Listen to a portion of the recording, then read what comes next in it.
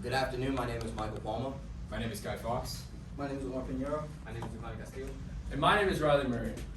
Today I'm going to talk to you about electric cars. For those of you who do not know, electric cars have become very popular in the car community. With Ford coming out with a new 69 style electric Mustang and Tesla coming out with the Tesla Roadster, electric cars are taking over the world. However, are they better than the combustion cars that have been around since the 1880s? To what extent have electric cars become a better alternative to combustion cars in the 21st century?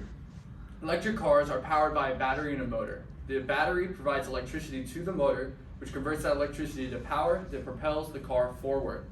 Electric cars come with many perks such as hands-free driving, regenerative braking, extra storage space, and a low center of gravity, so in the instance of a crash, they tend to land on their wheels. Tesla, an electric car company, has one of the highest ratings for crash tests. These cars are also very fun to drive.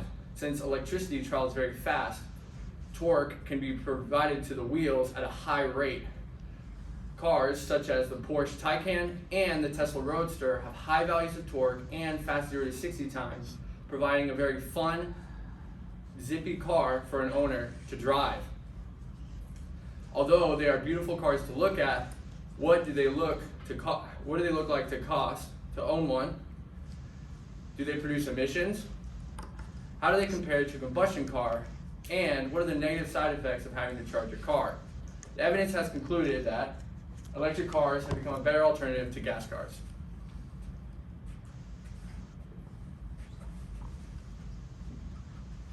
Addressing the issue of cost, it is clear that electric cars are far better than combustion cars to own. In a study carried out by Car and Driver magazine, a well-known and thorough reference for everything about cars, they found that the Ford F-150 costs about $8,300 in refueling costs with gas after 45,000 miles. However, the electric counterpart, the F-150 Lightning, costs only $4,500 after 45,000 miles to recharge. This means that the customer can save roughly 46% in just charging costs alone compared to refueling costs. Not only is the charging cost much cheaper, but the maintenance costs are as well. The F-150 costs about $4,200 in maintenance after 45,000 miles, while the F-150 Lightning only costs $3,500. The customer can also save $700 in maintenance costs just by purchasing the electric counterpart. In terms of emissions, once again, electric cars reign supreme. They have no exhaust, meaning that they release no toxic emissions that contribute to climate change. Combustion cars, however, release toxic greenhouse gases such as carbon dioxide in their exhaust in order to power the vehicle. These help contribute to global warming and rising sea levels. This also increases the likelihood of severe storms such as hurricanes and typhoons. Currently, 90% of cars around the world are all combustion vehicles. Each of them is contributing heavily to climate change. In a study carried out by the University of Malaysia, they found that 14% of all emissions around the world is a result of transportation. If we were to convert this entire sector to electric, we would be able to eliminate entirely 14% of all global emissions, and that would certainly help our environment greatly. As Guy previously stated, electric cars produce no greenhouse gases to the world. They're the clear alternative to combustion cars. The article, Electric Cars, Technical Characteristics and Environmental Impacts, clearly states that there's technology needed to transition the world into a sustainable society. As you can see from the comparisons, they have low carbon monoxide emissions, less materials for manufacturing, make no noise, they're better for the environment, and they have a higher demand with their increase in popularity.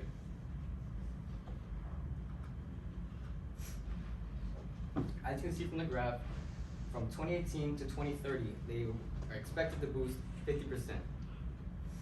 Along with that, their demand is also expected to increase.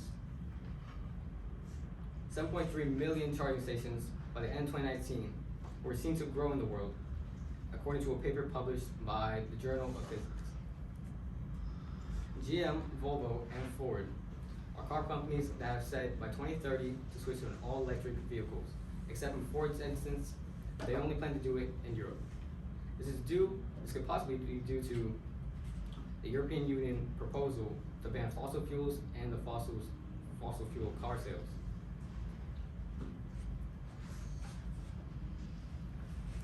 Me and my group understand, however, that electric vehicles may not be implemented as quickly. This is because people are comfortable with combustion vehicles and because electric vehicles present problems. One of these problems is the charging problem. Researcher Waltzberg says that the efficiency at a slow and fast charging station is very low, and that only 20 to 40% of the time that they're charging, they're actually charging. So that means the other 80 to 60% of the time that your electric vehicle is on the charger, it's not actually charging. In turn, combustion vehicles take less than 3 minutes to fuel up fully. Researcher Guzner also says that for-profit electric charging stations charge nearly 3 times as much as he would charge his vehicle for at home, which is also another problem that combustion vehicles don't have. Because when you go to fuel up your car, the prices vary, but they don't fluctuate as much as 3 times the amount that you would usually pay. This is a problem, but the solutions to this are government funding for more charging infrastructure, which would allow there to be more charging stations worldwide, and also charging a vehicle before you leave home, which is a simple fix. The transition to electric cars becoming the norm is currently a slow process, but these solutions will help hasten the transition period. The first solution is increasing the amount of charging stations. By increasing the amount of charging stations, electric cars become more efficient and popular in common rural areas. The second solution is reduce taxes for electric car owners. Reducing taxes for electric car owners will lead to a lot of people considering buying electric cars or maybe even going out and purchasing electric cars. The third solution is increasing renewable energy resources. Expanding upon renewable energy resources will cause electric cars to become much more sustainable.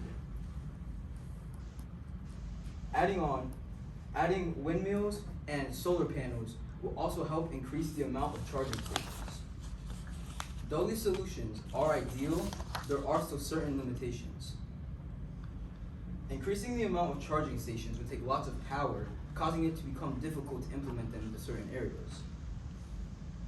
Reducing taxes for only electric car owners would lead to a lot of controversy on a federal level. Expanding upon renewable energy resources would take lots of time, money, and workers. And though these limitations are present, the solutions and changes are still possible. We must just have the right mindset. Socrates stated, "The secret of change is to focus all of your energy, not on fighting the old, but building on the new." Change is very important, especially when it comes to helping the environment overcome climate change and global warming. Electric cars could be the turning point to make this possible. These are our work values. Thank you.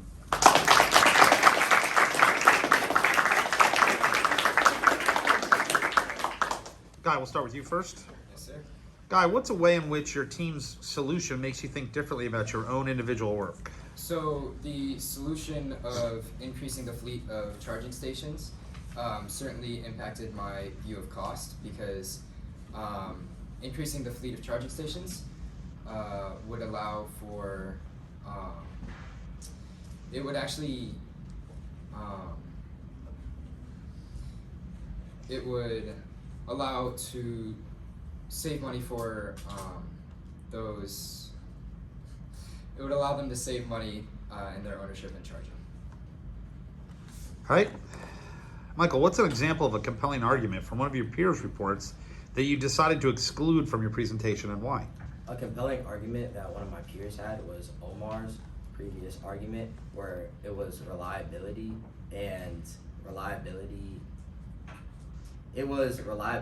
or accounting for safety. It was safety for the vehicles, but then we realized that all vehicles have safety problems, and it should be the car manufacturer company that address those. All right, cool, thank you. Omar, reflecting on your colleagues' work, which one had the greatest impact on your understanding of the problem? I personally think Giovanni had the greatest impact on my understanding because his paper really went on the implications in life and how it would affect day-to-day lives if we're able to have electric vehicles over combustion vehicles. All right. Riley, if you had another team member, what perspective or limitation could they have reached that would have helped with your project? Another stakeholder that we could have added in would be actual people owning electric cars and combustion cars and giving direct feedback about what they like and what they don't like about the cars. All right. Last question. No, we're not doing that one. Describe an argument from one of your peers' individual reports that makes you think differently about your team's solution. An argument brought up by Michael was the battery degradation. Our solution could have, our limitations were definitely influenced by Michael, due to his counterclaim arguments. He definitely influenced my thinking into implications on life. Because with the vehicles, the electric vehicles, the main power source being the battery, you would have to take into consideration how the batteries would affect their owners and getting the batteries themselves.